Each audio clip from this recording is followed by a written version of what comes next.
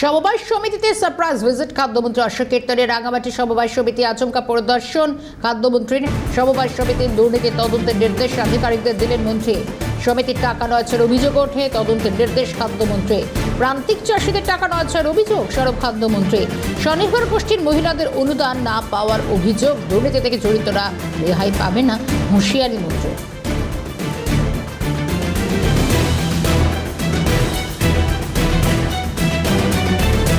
সমবায় সমিতিতে একাধিক দুর্নীতির অভিযোগ ওঠে, এই নিয়ে সরব হচ্ছেন খাদ্যমন্ত্রী। মা বোনেদের টাকা সঠিকভাবে জমা পড়েনি, টাকা লুটপাট হয়েছে, ঋণ দিলেও তা সঠিকভাবে সংগ্রহ হয়নি বললেন খাদ্যমন্ত্রী অশোক কীর্তনিয়া। চাষিরা সত্যিকারের অর্থনীতি বেনিফিট পেয়েছে পঞ্চায়েতের বিভিন্ন যে গ্রুপ ছিলেন, এখানে প্রায় 642 টাকার গ্রুপ আছে।